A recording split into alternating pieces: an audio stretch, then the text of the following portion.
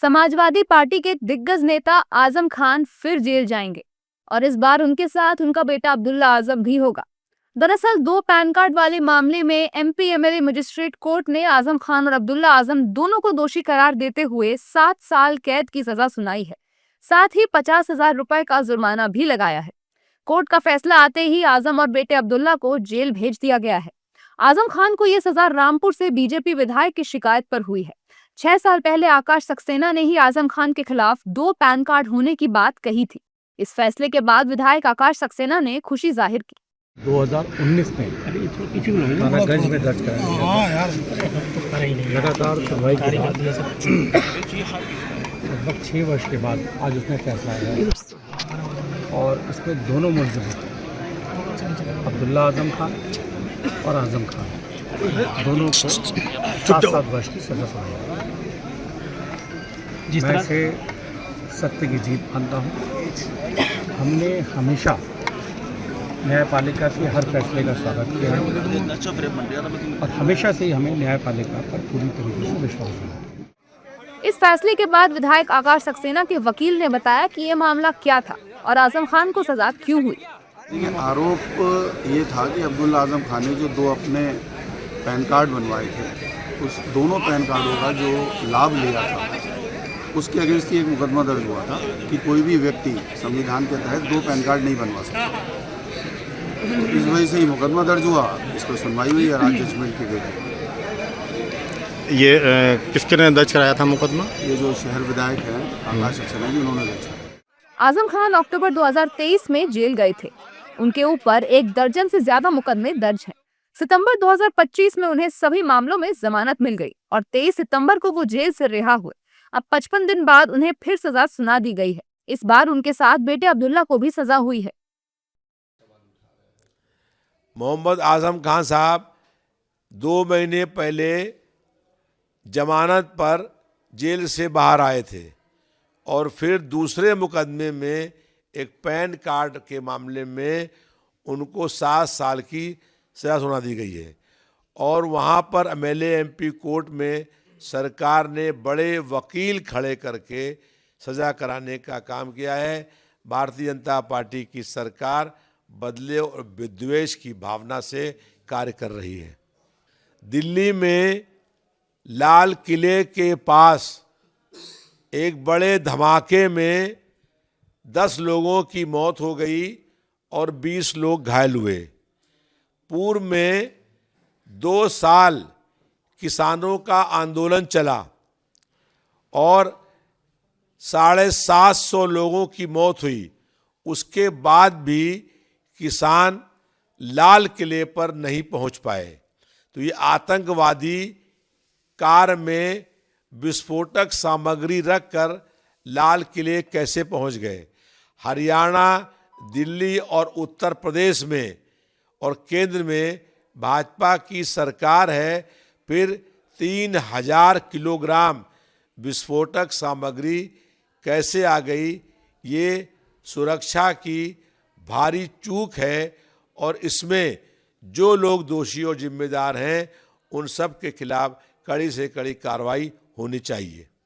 बिहार के विधानसभा चुनाव में एसआईआर लागू करके 69 लाख लोगों के नाम काट दिए गए।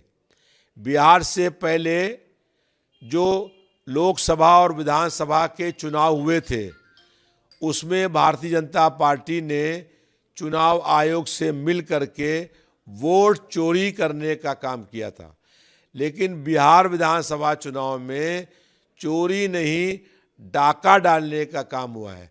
अब चोर डकैत बन गए हैं और बड़े पैमाने पर धांधली करके वहाँ चुनाव जीतने का काम हुआ है। बिहार में 19 तारीख को और 20 तारीख को शपथ ग्रहण का कार्यक्रम हो रहा है, लेकिन इस बात की चुनौती है कि अगर बिहार में बैलेट पेपर से चुनाव कराए जाएं तो सरकार इंडिया गठबंधन की बन जाएगी। बिहार विधानसभा चुनाव के बाद इंडिया गठबंधन की बैठक हुई और तेजस्वी यादव को नेता प्रतिपक्ष चुना गया है। संख्या ज़्यादा हो या कम, लेकिन इंडिया गठबंधन के लोग जनता के मुद्दों को लेकर के, जन समस्याओं को लेकर के, संविधान और लोकतंत्र की रक्षा के लिए, सत्य और न्याय के लिए अपना संघर्ष जारी रखेंगे। भाजपा की सरकार परिवार में विवाद पैदा करने का काम करती है और जानबूझ करके विपक्षी नेताओं के परिवार में विवाद को तूल देने का काम कर रही है। हमें विश्वास है कि लालू यादव जी के परिवार में जो विवाद हुआ है वो आपसी बातचीत के तहत तय हो जाएगा। इंडिया गठबंधन चाहता है कि जो दल उसमें हैं उन दलों में, परिवार में या पार्टी में किसी प्रकार का कोई विवाद ना हो, क्योंकि लड़ाई उन लोगों से है जो आज सत्ता में हैं। वो जालिम लोग हैं। उनसे लड़ाई लड़ने के लिए अपनी पार्टी को, अपने परिवार को, सबको एक करना होगा। बांग्लादेश की पूर्व प्रधानमंत्री शेख हसीना जी को फांसी की सजा हुई है। अब इसमें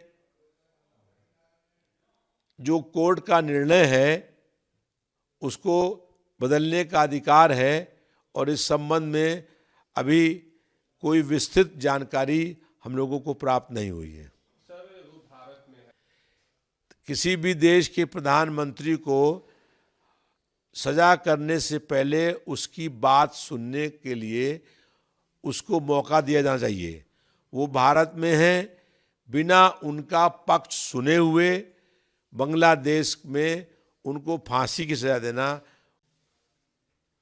पाकिस्तान में कई आतंकी ठिकानों पर भारतीय सेना ने जबरदस्त हमला किया था, लेकिन अमेरिका ने युद्ध विराम की ऐलान किया और भारत की सरकार ने बिना कोई विरोध किए हुए युद्ध विराम कर दिया। देश की सेना बहुत बहादुर है। हमको अपनी देश की सेना पर गर्व है, लेकिन देश की सरकार बहुत कमज़ोर है। अगर देश की सेना को पूरी खुली छूट दी गई होती तो इस समय पाकिस्तान के हर शहर में तिरंगा झंडा लहरा रहा होता।